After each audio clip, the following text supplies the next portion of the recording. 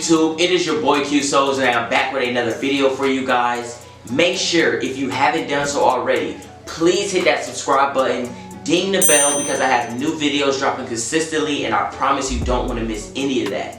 By the way, I really do appreciate you guys. Last video I said I was at 198 subscribers and I needed just 2 more to hit my goal before October.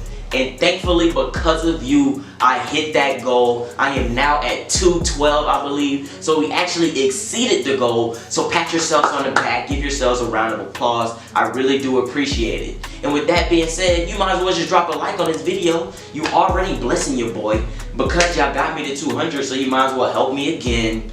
Drop a like on this video early so you don't have to do anything, and it also helps this channel grow a lot. Now, forget all that. To get into this video, I really wanted to do a video about my favorite and my all-time sneaker silhouette. It was just going to be one shoe, but then I got some feedback that I might as well just do the top 5 sneaker silhouettes in my opinion. Please let me repeat that. The top 5 sneaker silhouettes in my opinion. So what this video is going to be, I'm going to list my top 5, give you my reasons or whatever, and down in the comment section, I really want you guys to tell me your top 5 sneaker silhouettes in your opinion. Please, in your opinion. You don't got to come at my neck. It's just my top 5, and I want to know your top 5. So this is going to be a discussion-like video, but without further ado, let's get right into the list. So first up, here we have it is, I know y'all going to be shocked by this, but I have for number 5 on my list, the Air Jordan 1. Everybody knows this is the shoe that started it all. It has single-handedly shaped sneaker culture to what we know it today. Jordan Brand still releases tons of Air Jordan 1 high releases, Air Jordan 1 low. Even the mids get sold out from time to time. This is an all-time classic, all-time silhouette, and it is number 5 on my list. The reason being, yes, it is a classic like I said, but it's just the shoe that started it all. Ever since the Air Jordan 1 came out, the craze around sneakers and what sneaker culture changed into was very impactful. I do not think it's any higher on this list only because it is the reason that it just started it all. That's it. Like, it was the spark to what we know sneaker culture is. And while that may be a big reason for somebody else, there are other silhouettes on my list that I think are very higher up. Also, Jordan Brand most profitable silhouette is the Jordan 1. Yes, everybody know that. It's not no shocker, blah blah blah. That could play into why it's probably higher on somebody else's list. But for right now, this is going to stick down at number 5 on my list. Nothing too fancy about it. Everybody knows what it is. Everybody knows the hype around it still to this day. We got some Air Jordan 1s coming out on the 31st, by the way. The Mocha ones, I'm on it. That's just the thing I'm talking about. I'm on some shoes that came out 100 years ago and I'm still hyped about it. I said 100 years, that's obviously exaggeration. But anyway, that came out a long time ago and I'm still hyped about it, and that shoe is instantly gonna sell out. That's the impact that Jordan 1 has since it got banned in the NBA. That's the type of impact this silhouette has on not only sneaker culture, but what it was meant to be for in the first place, which was Michael Jordan game silhouette. So just a shoe like this will be an all-time classic, an all-time favorite for everybody that is a part of sneaker culture, and that's the reason it is number 5 on this list. There is one shoe, the only shoe, and the last shoe that was an official representation of the National Basketball Association. And that sneaker silhouette comes in at number 4 on my list, and that is the Converse High Chuck Taylor. Now, a lot of you may know they had Wilt. Everybody know Wilt, big 100-point scorer. Larry Legend, the best player to ever touch a basketball other than Michael Jordan and Kobe Bryant. Magic Johnson, the best point guard to ever play the game. Do I need to say more? The Converse High Top Chuck Taylor is number 4 on this list and one of the most iconic silhouettes ever. These were the hoop shoe to have before Michael Jordan was there. To be the official representation, the official shoe of the NBA Association. You know how popular the NBA was in the 80s and early 90s? And that was the shoe that was picked to represent the entire association and had legends on legends representing their shoe. That is just classic. That is just vintage. That you can't say enough about this shoe. Not only did it make a staple in the basketball and on the court, it also transitioned into a big fashion statement. It transitioned from basketball courts to fashion show runways and was never questioned 1 second, and that is because of the versatility of this shoe. The silhouette itself is just super timeless and super versatile. Look it up, do your research. This is one of those shoes that they call the perfect model. Like the way it is structured and the way that it was built and the materials used for the shoe, it is called the perfect model because it can be worn up, worn down, worn on a basketball court, worn outside with your friends, and nobody will say anything. It will turn heads all the time, and this is number 4 on my list, the Converse All-Star Chuck. Coming in at number 3 on my list is probably a shoe that could have took number 1. The Air Force 1 low top all white or all black. You already know how I feel about the all black pair. We don't rock those over here. But the all white pair, year after year, this is Nike's biggest selling shoe all the time. And a lot of people know that Nike does own Jordan Brand. So the fact that this sneaker silhouette is still the biggest seller year after year, yes, I know, because they restock these more than, like some Jordan silhouettes, all that good stuff. But the fact that these sell out every single time, that's the reason why the restock is extremely big every time. They sell out year after year, the popularity never ever fades, and the silhouette is just timeless. Much like the Chuck Taylor All-Star, you can dress this shoe up, dress it down. It was deemed as a basketball shoe at first, and now it makes fashion statements all over the globe. And if you did not know, the Nike Air Force 1 was supposed to just be only a basketball shoe at first. The NBA and Nike chose 7 players to represent this shoe when they first started. Some of those players were Robert Jones, Michael Cooper, and the biggest name that you probably know, Moses Malone. When those players started wearing these shoes on the court, the popularity just skyrocketed.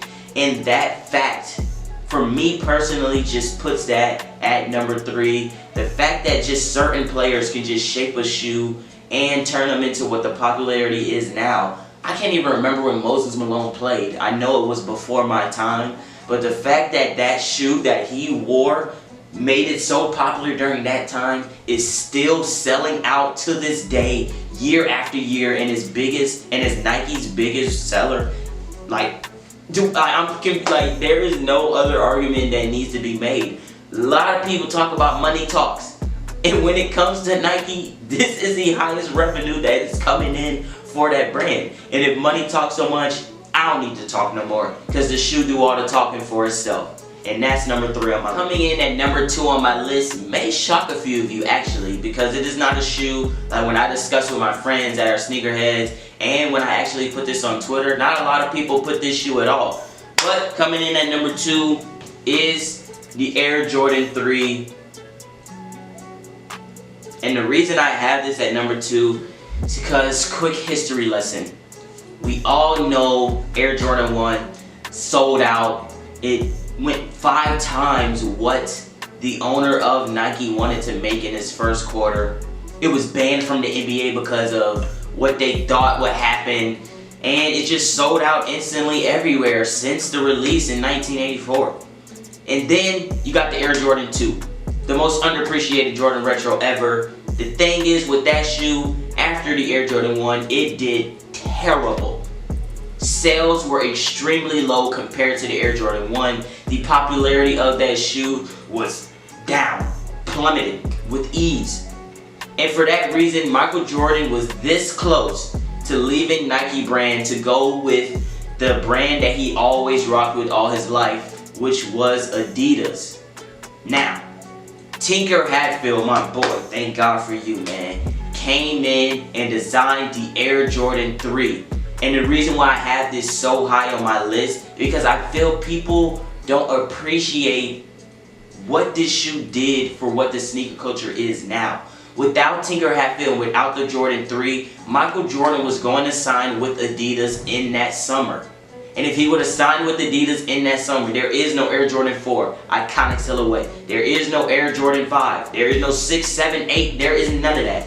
Without Tinker Hatfield creating the Air Jordan 3, the shoe that Michael Jordan fell in love with so much that he decided to stay with Nike brand, that just automatically shot that up on my most iconic list. No, I'm not saying it's a better sneaker silhouette than probably the Air Jordan 1. It doesn't make more sales than the Air Jordan 4. Heck, the silhouette don't even look better than the Air Jordan 4. But the fact that Tinker Hatfield made a shoe good enough to impress Michael Jordan and good enough to keep him on board with Nike brand, hey, for me that just says it all. Like, without that, there is no more Michael Jordan for Nike. There is no more Nike. There is no more Jordan branded shoes, and there is no more Jordan brand period. Because as you know, during the what is that? You guys gotta fact check me. I want to say it's the 6 is when Jordan brand came out, or the 8. I don't know. Fact check me. But you know that Nike was the brand Jordan was with, and then later on down his shoe line, Nike decided to branch off Jordan brand into his own thing. I forgot what number that was. But regardless, without the Air Jordan 3, none of that would have happened. And I just can't imagine what a Jordan Adidas shoe would look like. Like, I don't know. To me, it just doesn't seem like a good fit. So I'm glad Tinker Hatfield, appreciate whatever you did. Appreciate the elephant print. Jordan said he loved the elephant print in the interview. So thank God for you. Thank God for the Air Jordan silhouette. This is literally the shoe that started the craze for real. I know the Air Jordan 1's cool, but without the Air Jordan 3, ain't nothing else. But that is number 2 on my list. Let's get ready for number 1. And last but not least on my list, coming in at number 1, this is actually the shoe I was going to do the entire video on, because this is the shoe I deem as the most iconic silhouette ever. And that is the Adidas Superstar. All white, all black, high top, low top. I don't really care what you're talking about. I'm just talking about the Adidas Superstar, period. The one with the shell toe covering. Now, during the time that these first released, the NBA players had one big problem. Toe boxes used to be crushed all the time, super creasing. Secondly, drag of the shoes, heel drag of the shoes. And at the time, that Converse was the shoe, so that was 2 big no-nos that Adidas brand set out to fix. And with the Superstar model, as you can see, they came up with a rubber toe box that does not get creased. The nickname for these is shell toe. As you can see, it does resemble a shell. Very good. But this is a very timeless silhouette, a very iconic silhouette. And just a year or 2 after the release of this shoe into the NBA, it completely wiped out Converse as the official shoe in the NBA. No, this shoe was not deemed the official shoe at the NBA like the Converse was. But if you look it up, do research, watch film of the old timers. Once this shoe dropped, nobody wore Converse ever. It was done. My boy MJ, I said MJ. My boy Magic, no more. Larry was out of the league by then, because you know he had injuries, all that good stuff. But then Kareem Abdul-Jabbar was one of the big NBA legends to wear the shoe on court, and you know how popular he was. He just, as soon as he wore him, popularity for him just skyrocketed, and the rest is history.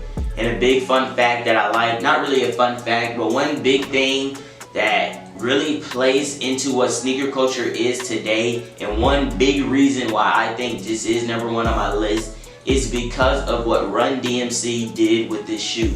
And as you guys know, Run DMC is a music group. Well, you know my dog Rev Run, my dog, y'all know him. Anyway, they were the first non-athlete to ever get a sneaker deal. That immediately tied in sneaker culture with hip hop culture and the entire music industry. They were the first to do it. So when you see collabs like Drake, Travis Scott, this was the pioneer, this was the shoe along with Run DMC to even make that possible or even make that a reality. And those play a huge, I'm talking about a huge role in what is today now. Especially Travis Scott. Travis Scott shoes right now on the market are the hottest shoes, period.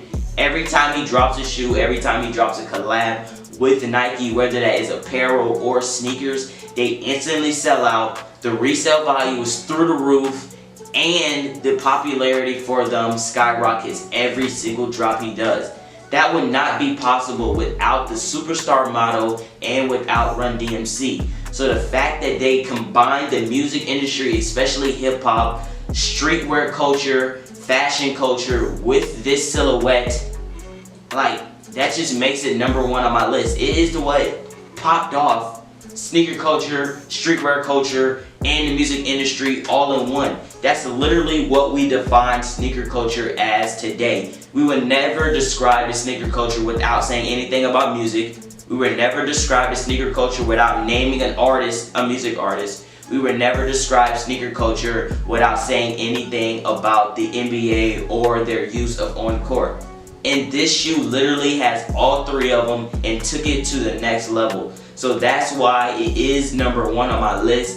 It is my opinion, and I do not think anybody would change that. I absolutely love the Adidas Superstar, and that's why this silhouette is, first of all, in my collection and will never leave, and is deemed as the most iconic silhouette of its time and as well as now.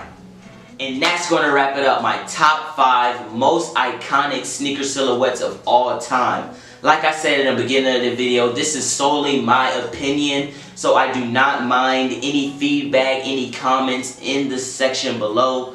But I do want to know, what is your top 5 most iconic silhouettes? And I just, you know, you don't have to give me reasoning like I did, obviously, because this was a video. But I do want to know what your top 5 sneaker silhouettes was. Let's just have a discussion down in the comment section. Bounce a lot of ideas off each other. If you want to give me a reason, hey, feel free. I read all my comments. And if you haven't done so already, hit that subscribe button, ding the bell if you're new, to be notified when I have bangers dropping consistently. Also, if you haven't done so in the beginning of the video, make sure you drop a like on this video. Spam the like button, smash the like button. I don't care what you do to the like button, just make sure that like button is blue. And before we go, you know we gotta end off with a quote. And today's quote is, will it be easy? No. But will it be worth it? Absolutely. And what that means in life is, nothing worth fighting for ever comes easy. That goes for relationships, jobs, dreams, etc. Whatever you want in life, to make it all worth it, it's not going to be just a cakewalk. The reason why the journey at the end is worth it, the destination is so much more satisfying, is because of the trials and tribulations that you go through along that journey. It's because of the ups and downs that you get over. It's because of those days that you just wake up and don't want to make things happen, and you still make things happen. That's what's going to be most satisfying. That's why the destination is always as good as it is. Not because you finally got there, but because what you grew up into and because of the things that you overcame. So, with that being said, you already know the motto. Aim high, spread love. I'm out.